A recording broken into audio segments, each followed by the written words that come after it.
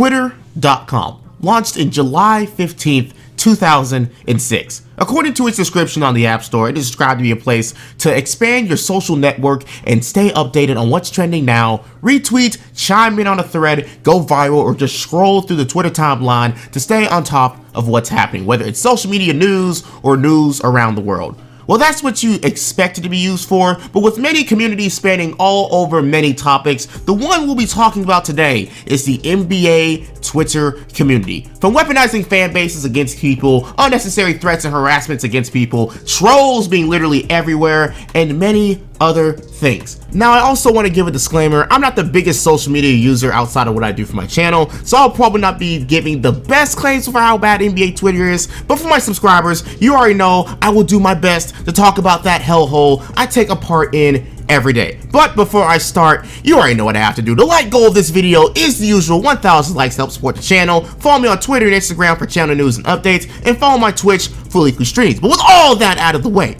you already know who it is. What? He incurred an injury dealing with weights in the weight room, so he's stitched up in the left hand doing all this.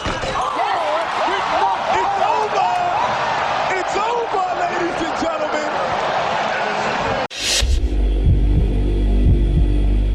So as an introduction, I can already imagine most of the people watching this video knows exactly what Twitter is, unless you're a caveman from the Stone Ages. But anyways, everyone knows what Twitter is, but unless you use it very casually, you don't know the true horrors of what Twitter can be sometimes. It's full of hive mind mentalities, constant debates on God knows what, trolls, and whatever horrors you can imagine. People know of Twitter to be one of the most toxic social medias because of how you can literally communicate with anyone on literally anything. With platforms like Facebook and Instagram, all you have is pictures and videos, and it's one of the social medias with the highest average user age. But on Twitter, the average age group of people are people from the ages of 25 to 34. However, it seems like the average mental age of a Twitter user is 13. The app is full of the dumbest debates, takes, and opinions you will possibly ever see. Disagreeing with the masses, your account might get disabled. Have a controversial take, your account might get disabled. Pop off on a Twitter space, well, your account gets disabled. But that is just Twitter in a nutshell. Now let's go deeper and look at what is possibly the worst division of the NBA social media sphere,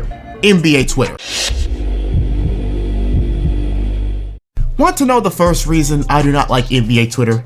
There is a huge division of team fan bases. Now in general, you'd say that's how it's supposed to work. Yeah, definitely, but I'll explain further. So a usual NBA Twitter user usually focuses their follows between the team that they support, the players and other accounts they follow, and many other things. But let me tell you how the division of teams is bad when it comes to Twitter. It's because there is usually a hive mind mentality between the users of the same fan base. Now, as a Clippers fan who was on Twitter, I also follow Clippers-based accounts who report on their teams and everything else. But for someone who watches my Twitch streams and knows what I like to talk about when it comes to NBA, on my Discord server, you know that I am possibly one of the most negative Clippers fans you will ever see. Usually, when you're a fan, you expect people to be the most positive when it comes to their own opinions when they talk about their team. But when it comes to me, I talk shit about my own team like how Lakers fans like to talk about the Clippers. Plus, I tell people all the time, I am more of an NBA fan than a Clippers fan. But that's the thing.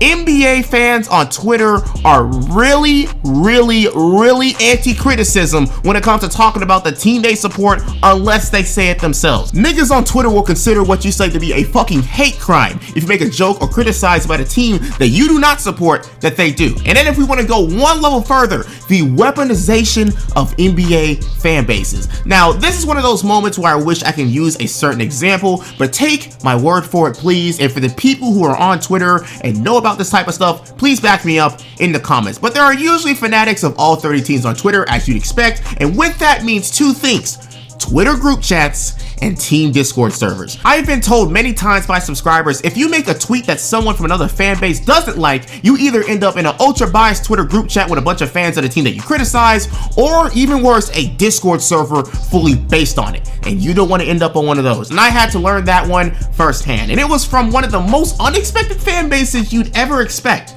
the Memphis Grizzlies. So on December the 5th of last year, I made a quote tweet from a quote that Desmond Bain said, referring to Josh Green. Des, if you don't mind, just kind of a little bit more about that, because you haven't really talked about like being motivated to stick it to teams that maybe passed you up, but just kind of like how much has that driven you a little bit? Because we know you've just been driven by just getting better, being around this group, but how much has that kind of driven you as you've gotten better? I mean, like I said, I don't need a bunch of extra motivation, but you know, every time we play against a team or an organization that I felt like would be a good fit and, you know, was on me during the pre-draft process, it definitely motivates me a little bit. You know, like you said, I mean, I know almost all the guys that were drafted in front of me.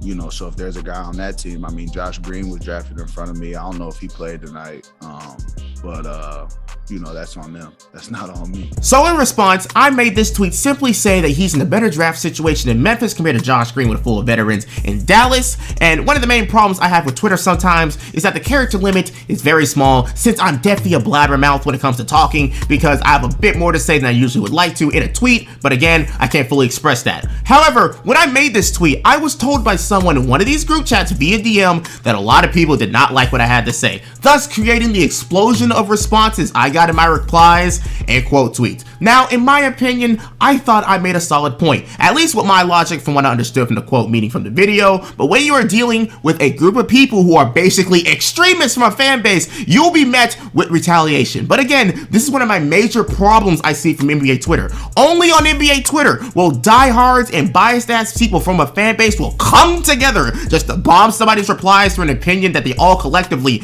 do not agree with. Again, hive mind mentality full of biased opinions because you're talking about a player from their team. Because if you talk negatively about a team and someone from one of these group chats finds out, even if you make a solid point, it will not fucking matter. But I think that's more of a problem with sports fans in general who make their whole life around one single sports team. And you know the type of people who I'm talking about. You definitely know one of the type of people I'm talking about. But from one extreme to another, let's talk about what is probably the worst aspect of NBA Twitter, in my opinion.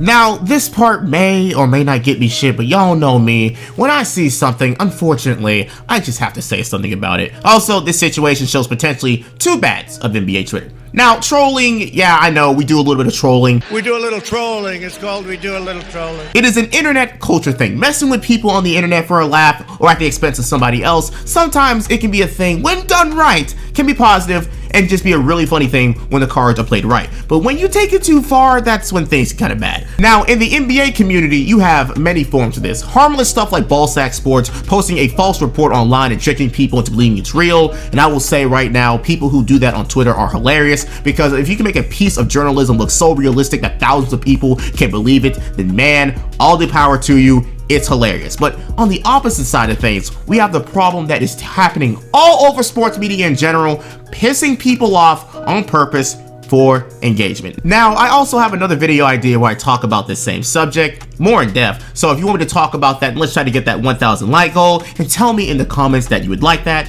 If so, I got y'all next week. But basically, you can already imagine what I mean by this topic. I made a similar video on the king of that in all of sports media, Skip Bayless. But now it's starting to happen everywhere online where people will say something that's a little bit out of pocket and was meant to piss people off. And a perfect example of that happening, and again, disclaimer, I want zero trouble when I mention this, but we gotta talk about it. And again, it's a perfect example of the type of people that do this type of stuff online for engagement. January 29th, 2022. Legend of winning tweet: DeMar DeRozan being an all-star starter is more problematic than Wiggins being one ... There, I said it. Now, when I first saw this tweet via my Discord, because again, I'm not really on Twitter like that, I was awfully confused. My first thought was, what? Then I thought about it and I looked at the roster and I was like, oh, it's because he doesn't play the 2 for the Bulls. Okay, cool. Now after that, I just left it alone because, you know, I had other things to do. Obviously, I'm not over here trying to be terminally online looking at fucking Twitter. And plus, I already knew what he was trying to say. Now, of course, to stay neutral on this topic, because I don't know Low in the slightest, all I could think was he could have worded that just a tiny bit better, because what it looks like he's trying to say is he shouldn't be there at all or something like that, because, you know, a lot of people kind of agreed with that with Andrew Wiggins. And unfortunately, that's how everyone responded for the most part. Now again, Low, you could have avoided this by simply elaborating further in the tweet, but instead of doing that, he, you know, kind of doubled down later. At least that's what it seemed like, because he then makes a space called, why is DeMar DeRozan an all-star starter? Again, not helping the situation. Now, before I get to my next point and to give a preview of what my next video will be talking about, this is a technique used in journalism where you basically hide the truth within a headline, which in turn catches people's attention and creates what we have here today. He said that DeMar shouldn't be an all-star starter, not an all-star in all, and then compared it to the Andrew Wiggins thing, another controversial all-star selection. With that, he was able to hide his reason within a tweet, and due to that, people gave him the engagement that he wanted with outrage. Now, again, he could have saved himself a little bit by simply adding because he never played the 2 for the Bulls, and that he should be a forward. Yes, but did he? No. Oh, and it also doesn't help that he basically made a part 2 of this tweet 4 days later. Now again, was this for engagement? I'll let you be the judge of that. Y'all know me, I like to keep to myself and just talk my shit whenever I see it. But this goes into the next part of why I hate NBA Twitter, the toxicity. I have never seen a tweet from the NBA community get so much hate towards the person who tweeted it. Look at this shit, bro. The chances of you getting type 2 diabetes is problematic. Stop giving shit basketball takes and go to the gym. This is literally you bubble bass looking motherfucker. You don't deserve to live. People 500 pounds and over should not be speaking about basketball. And there are probably a lot worse tweets out there that has been deleted, but bro, y'all niggas need to calm down. Y'all see something y'all disagree with on Twitter and be going right for the person rather than the opinion. What does his weight or physical appearance has to do with what he said in the slightest? Now again, this may or may not have been a ploy to bait Twitter for engagement, even though you could argue that it was due to what sports media is going to now when they try to get people's attention. But even then, why respond? You know a free and easy way not to let the people get their goals when it comes to getting engagement online through trolling or just saying something that they know would piss people off? Ignore it. Don't like it, don't retweet it, don't even engage. Just let it be there, because just like all videos and social media platforms, the more you engage, the more it's pushed out there to do the exact same thing, which is exactly why you need to like and comment on this video to help spread it to more people. I'll stop. But anyways, if you think that's bad, there are other situations like when B-Souls got way too much toxicity for even joking saying that he was going to change fan affiliations. He said he was going to be a Lakers fan due to all the stuff the Celtics were doing, and he was met with why people don't like Lakers fans. Toxicity. Dude was literally just doing some harmless trolling, and people decided to take time out of their own day just to make his day worse by being toxic. And of course, you have the people doubling down when he is waving the white flag. But this is what NBA Twitter is: the toxic wasteland full of toxicity, trolling, and engagement trolls everywhere. But yeah, even when I'm saying all this, yeah, follow me on Twitter. You might not get all that from me.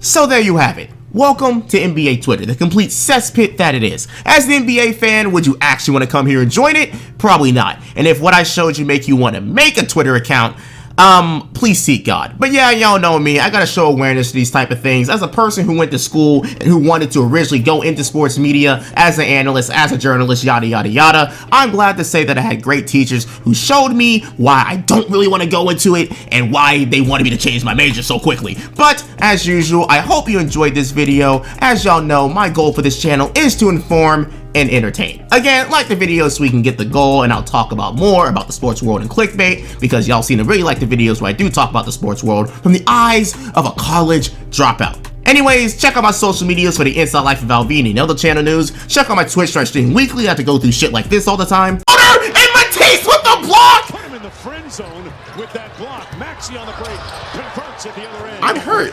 Y'all heard that? No, I'm hurt.